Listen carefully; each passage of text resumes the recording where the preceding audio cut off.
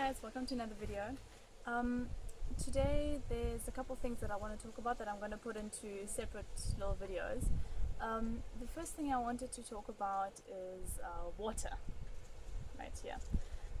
So we all know that water is very important and we need to drink at least 2 liters a day, and we need to drink lots and extra after we exercise and when it's hot, and fruit is very water rich, that's why it's very good for us and it helps digestion and all those things, so we know all of that already. What I found really interesting is the fact that water also carries vibration. Water is basically an information carrier. I think it's upwards of 70% of your body that's made of water, so that's a lot of information basically. The way that works is that water takes on and stores the information and the vibration of anything that it comes into contact with. So that is one of the reasons why spring water is so much, energetically, why spring water is so much more valuable than tap water, because it carries a very pure vibration, whereas tap water carries the vibration of going around corners through pipes, and it's actually a very negative vibration. There were some very interesting experiments done with water regarding the vibration carrying property of water by Japanese scientist Dr. Masaru Emoto. I'm going to put links to his website and such down below. He basically took water and froze it and then looked at it under the microscope, so he looked at the water crystals. And he influenced the water in different ways. Like one sample of water he would play classical music to, the other sample of water he would play, for example, death metal to. And he found out that the samples looked completely different, where the samples that were influenced by things like classical music or like the words love or angel or guidance and things like that, or trust or friendship, they had a very clear crystalline structure, the water crystals.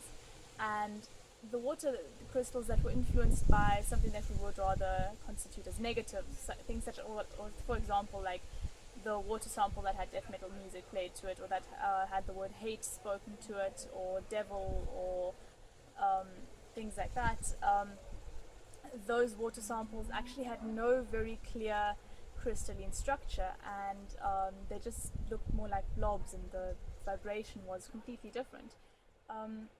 So that was some of the first really well-known experiments that people did with water. And it's very well known also, like in spiritual communities, that water is very important. And one of the things that I do is, you can see here, it looks like I had to hold my glass together with tape, but actually what I've got underneath here is I've got a big piece of paper. And on this piece of paper, I sat down and I wrote down any positive thing, any positive word that I could think of. So this has about 30 or 40 words on it, and I just folded it up and stuck it underneath. It's got things like love and gratitude and thankfulness and happiness and joy and nature and friendship and honesty and trust and intelligence and creativity and inspiration. It's got all those kinds of words on the bottom of it, and basically what happens is the water takes on the vibration of what's around it. What I also like to do is when like a lot of the time I go and sit in cafes and work there, and I always have a piece of paper with, and I just write like some important positive words, and I just use it like kind of as a coaster for my water. And I do notice a bit of a difference in that actually. A very powerful thing that you can actually do with water is instead of just putting the words on the bottom, which I do because I always use this glass for my water, so it's good to have it there, and I can't, like, it's difficult to remember every single one of these words all the time, so it's kind of like it's there and it's doing its work. But what you can do is, if you basically want to give yourself a big dose of love, take a glass of water and just hold it in your hands and just focus all your love on it. So what you can do is either you can focus just intensely on the feeling of love, or if that's actually a bit difficult for you or maybe hard to visualize or something like that, just focus on something that you really love, and just focus on the water with that feeling, with that image of the thing that you really love in your mind, and just actually focus on the water for 2 to 3, maybe even 5 minutes. Just focus all of your attention, all of your loving attention on the water, and then drink the water. Um, and the way it works is that a lot of you probably know homeopathy. It basically works in the same way, because in homeopathy what they do is you basically have the remedy, and you basically always, in homeopathy it's called potentiating, but actually what you do is you thin the solution. So you always, like, potentiating it by 1 is always adding it to, like, making it 100th. So 1/100th of the actual original solution and 99/100ths of water. So you're always potentiating, which means it actually becomes less and less of the original remedy in the current homeopathic solution, but it still actually works a lot more intensely. Like the higher the homeopathic remedy is potentiated, the stronger it works. And that's really interesting, because basically what happens is that the water that the solution is given into also takes on the vibration, and then it just gets intensified and intensified.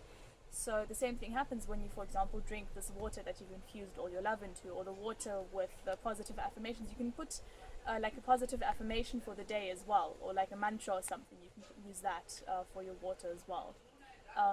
But like if you put that into your body, and your body is 70% water, your body will take on that vibration, and it literally changes. It can start to change your entire body from the cells up. So that's what I wanted to tell you today about water. I think it's an absolutely amazing healing tool. I mean, you can do a whole lot of things with this, like just focusing your attention, focusing your love and your gratitude on water, and then drinking it. It's a very, very powerful self-healing remedy, actually. Yeah, so that's it for today. Leave your comments down below. I'm really curious if you've done something with water similar to this before, or also if you've actually heard of Dr. Masaru Emoto's experiments. Like I said, it's got the link down below, so have a look at those. They're very beautiful and very, very fascinating. Have a look at those, talk to me in the comments, and I'll see you next video. Bye guys.